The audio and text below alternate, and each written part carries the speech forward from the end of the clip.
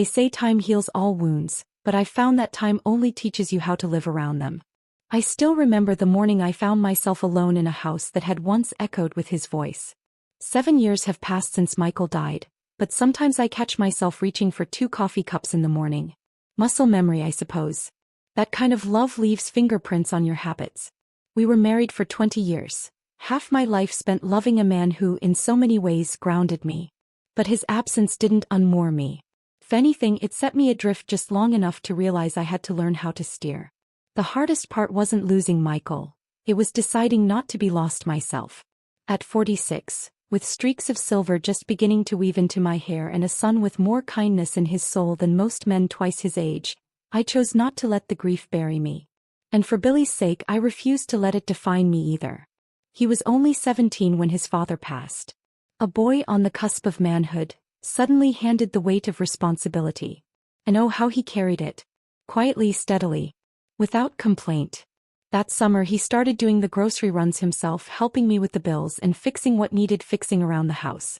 I'd catch him sometimes staring out the window at nothing, jaw clenched, like he was fighting with feelings he didn't yet have the language for. I'd just place my hand on his shoulder and he'd cover it with his own. No words needed. Now he's 24. Tall, strong, thoughtful in ways that make me proud beyond measure. He's studying kinesiology, hoping to open a fitness clinic one day. He calls me his champion, but truth be told, he's mine. In those first months without Michael, I didn't crumble, though Lord knows I wanted to. I did what I knew. I kept busy. Cleaned until there was nothing left to dust. Rearranged the furniture a dozen times just to feel like I was in control of something. Then one day I stumbled upon an ad for a cosmetics consultant on a social platform. Just a simple post about joining a community of women selling skincare and beauty products. I clicked out of boredom. But something about it made me curious. I'd never sold anything in my life, but the woman who messaged me back, her name was Ava, had this bright, easy energy. She said I had the perfect voice for consultation, and asked if I'd be willing to try a live product review. I was hesitant, shy even, but Billy encouraged me. "Go for it, Mom," he said, his eyes lighting up. "What's the worst that could happen? You're beautiful and you know more about this stuff than you think." That one compliment carried me further than he knew. I did the live stream. I stammered a little at first, my hands trembling, but then something clicked. I started sharing not just about the product, but about me, and people listened. Turns out, grief and lipstick make a strangely compelling pair. Since then, I've built a little corner of joy for myself.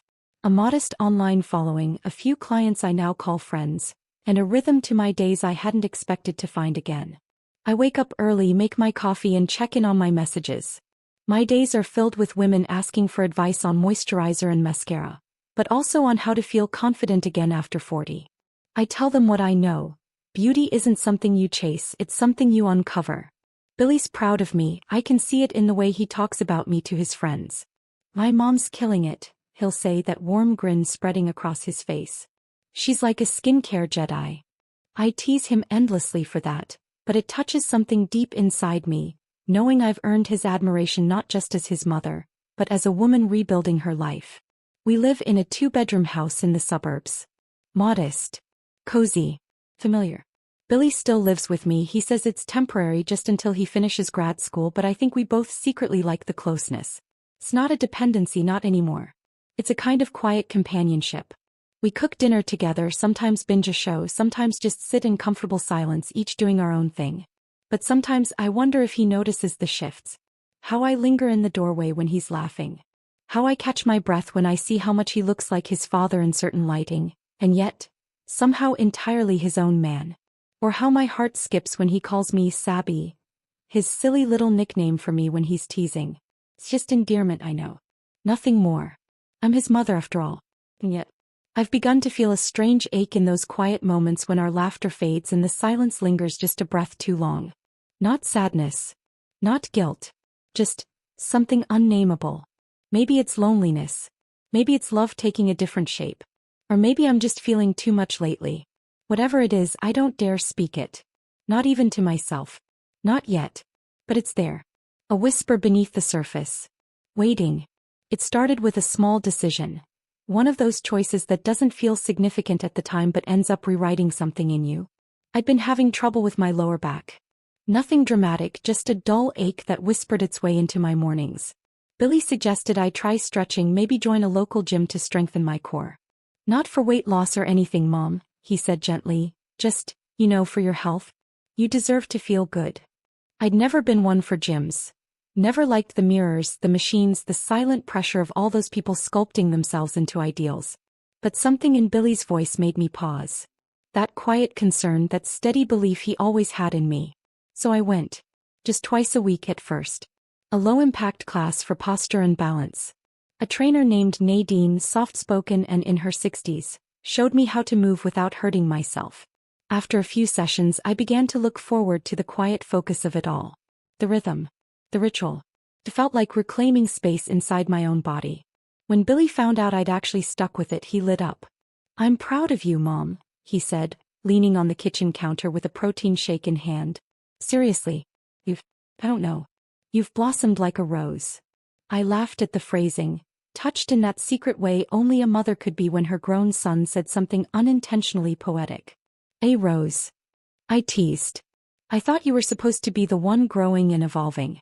I'm just trying not to fall apart." But his smile didn't falter. "I mean it," he said. "You've got this new energy lately. It's good." That night I stood in front of the bathroom mirror longer than usual. I tilted my head. Studied the faint creases around my eyes. The curve of my lips. The strength in my shoulders. I didn't look 25. But I didn't look broken either. The next day I dyed my hair. A rich auburn, the color I used to wear before marriage and mortgage and motherhood had turned everything into practical shades of brown. The woman staring back at me in the mirror looked bold. Awake. Alive. And I wasn't done yet. I bought clothes. Nothing extravagant, just pieces that felt soft against my skin, cuts that hugged instead of hiding. Bright colors, flowing fabrics, blouses with little buttons that made me feel for the first time in a long while pretty. Billy noticed. He always noticed. "You look amazing, Sabby," he said one morning, leaning against the fridge as I packed my lunch. "Like, you're glowing." I smiled, brushing off the compliment. "It's just a little mascara and a new top. Don't get dramatic on me." But he wasn't being dramatic. He was seeing me. More and more I felt his eyes linger. When I walked into the room. When I tied my hair up. When I reached across the dinner table for the salt. It wasn't obvious. Billy was too respectful, too careful, but there was a shift. A quiet current humming between us. And it scared me. Because I felt it too. It wasn't just the compliments or the way he teased me now, calling me gym girl, or Miss Independent with a playful smirk. It was the way my heart would stutter when I saw him in his workout clothes. Broad shoulders, clean jawline, that youthful strength that came from hard-earned discipline. It was the way he opened doors for me without thinking. How he poured me coffee before making his own. There was tenderness there. But also, something else. One evening after our workout we sat in the living room with smoothies in hand. The sun was setting behind the curtains, casting the room in golden warmth. Billy said, stretching his legs out in front of him, "I think you're happier now than you were when Dad was alive." His words struck me like a small, soft blow. I looked at him, unsure of what to say. He glanced at me, his expression unreadable. I loved Dad. We both did. But he kind of kept you small. I swallowed hard. "Billy." "No, I don't mean it in a bad way," he said quickly. "It's just, he was the center of the house. You revolved around him. And now, you don't. You're your own son." There was silence. And in that silence I felt something shift again. He looked at me, not like a boy looking at his mother but like a man seeing someone he admired, maybe even cherished. I could feel the air between us go still. I stood abruptly and walked to the kitchen, pretending to refill my glass. My hands were trembling. I didn't want to look at him.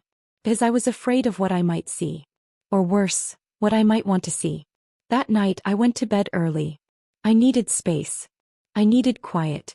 I needed to remind myself that this bond we had, this closeness, had always been built on trust and shared pain and mutual respect. Not longing. Not confusion.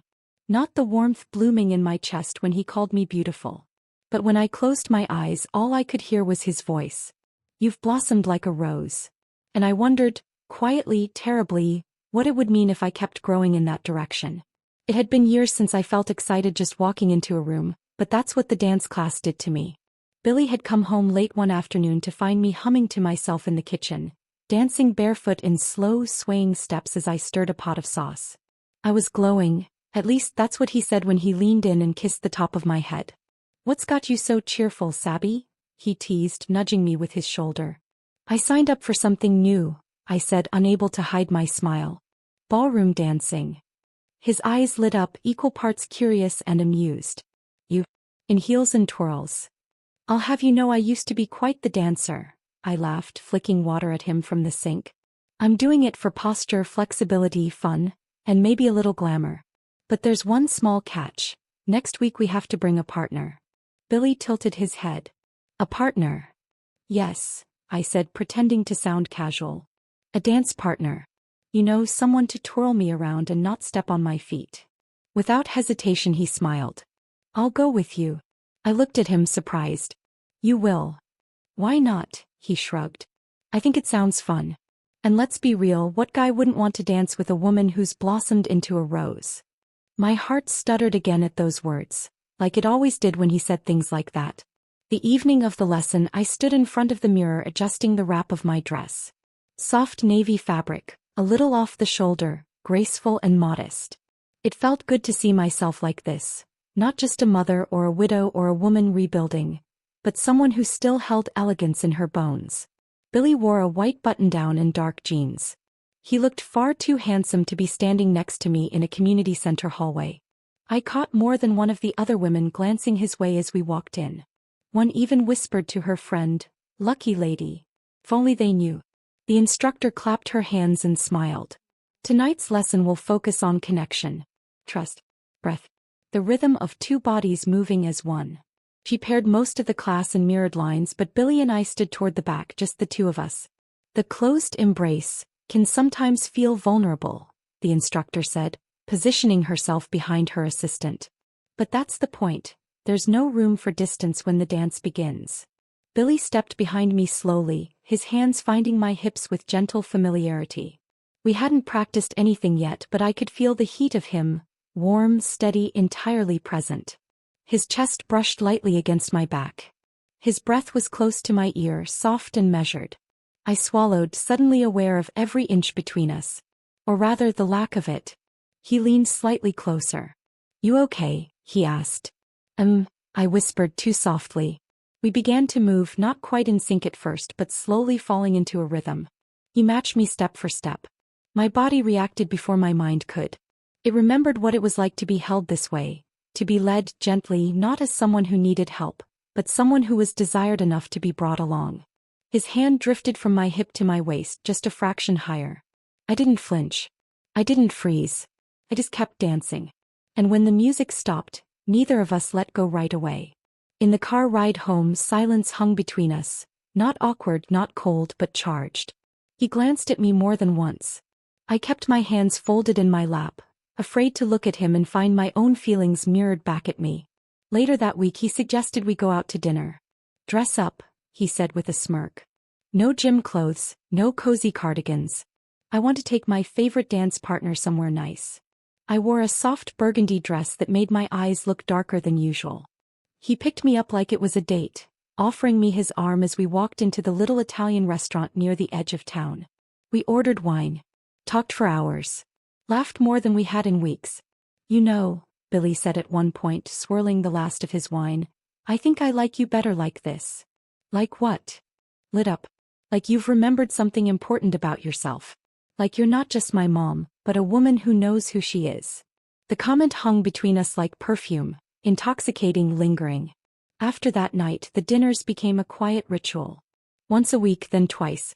Sometimes we dressed up and went out, other times we stayed in, cooking together and opening a bottle of wine, our playlists humming softly in the background. It felt easy. Natural. Like two old friends slipping into something more intimate than either of us had expected. One evening, I found myself in the middle of washing dishes while Billy poured wine. I turned and he was just there, closer than I expected, handing me a glass. "Don't," he said softly, taking the sponge from my hand. "Tonight, just sit with me." We sat on the couch, a candle flickering on the coffee table, casting long, slow-moving shadows on the wall. "I miss this," I said quietly, not sure what I meant. "This." companionship, being seen, being... I paused, eyes dropping to my glass. Billy reached out and touched my hand. Just the lightest pressure. But it steadied something in me. I see you, he said. And something inside me cracked open. That night as I lay in bed, I stared at the ceiling for hours, not from confusion, but from the dizzying clarity that sometimes comes just before a storm. Because we weren't quite mother and son anymore. Not in the way the world would see it. We were something else now. Something unnamed. Something slowly blooming. And I didn't know how to stop it. We kept dancing. It became our quiet, sacred ritual. Some evenings we'd return to the studio, slipping into its dimly lit, echoing space, the smell of wood polish and old vinyl records filling the air. Other times we'd move the coffee table aside in the living room, letting the soft flicker of candlelight and jazz from the Bluetooth speaker replace walls of mirrors and practice steps. We no longer needed instruction. The steps came on their own, like the way the tide knows when to rise. There was one night I'll never forget. It was a Thursday. Rain whispered at the windows like fingertips tapping a secret. Billy came home early from campus, his hoodie damp, his hair tousled from the wind. I was already dressed, an old wrap dress in forest green, one I hadn't worn in years. It fit a little differently now, looser around the waist, softer against my skin. I hadn't meant for the evening to be anything more than dinner. I hadn't meant to want anything more. But when he walked into the kitchen and saw me standing by the stove, something passed between us. Something wordless. "Feel like a dance?" he asked. I nodded, unable to speak. He reached for his phone and played something slow, something elegant. Etta James, maybe. I can't remember. The music wasn't the point. The way he moved behind me, it was familiar now. Natural. Like muscle memory passed between souls. He took my hand and placed it on his, then slid his other hand to my waist. His chest pressed to my back. And we swayed. Not in perfect rhythm, but in perfect understanding. "I like this," he whispered near my ear. "Dancing with you. Feels like, I don't know, like we disappear." I felt it too. The sense that time folded itself around us when we moved like this. That no one else existed. That the world, with all its judgment and expectation, held its breath whenever we touched. And then it happened. It was unplanned. Unrehearsed. During a slow turn, his hand grazed my jaw as I shifted to face him. We stopped moving, caught in a moment that teetered between reality and dream. His thumb brushed against my cheekbone and I looked up, truly looked at him. At the man he'd become. The man I'd watched grow, protect, rebuild. The man who had never made me feel small. There was a beat. One heartbeat. Then another. And then his lips met mine. Stiffly. Reverently. Like a question he'd held on to for too long. My breath caught, but I didn't pull away. The kiss was quiet. No thunder, no clashing music. Just warmth. Just understanding. Just yes. When we pulled apart, I saw it in his eyes. The fear, the wonder, the honesty of someone who knew exactly what he'd just done. "Sabrina," he whispered. And the way he said my name, Sabrina, not Mom, not Sabby, told me everything. "I know," I said, my voice barely a breath. "I know." We didn't speak much that night. Just sat together, tangled in quiet thought and shared space, sipping wine as the rain came down. In the days that followed, everything changed, and yet, nothing did. We didn't rush. We didn't label. We simply were. We still had dinners, sometimes at home, sometimes out. Still danced, still laughed, still lived like we always had. But now, there were glances that lingered, touches that said more than words ever could. There was comfort and care and something fragile blossoming where rules used to live. I no longer called it wrong. It wasn't something we planned or sought. It grew in the empty places grief had left behind. It formed out of years of love, rebuilt trust, and slow-burning admiration. It wasn't reckless. It wasn't loud. It was tender. It was quiet. It was ours.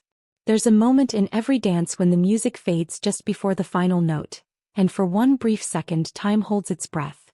You stand still, heart racing, body humming with the echo of every step that came before. And in that silence, if you listen closely, you can hear what matters most. That's where we live now, in that space between the music and the silence. Not afraid. Not ashamed. Just whole. Just together.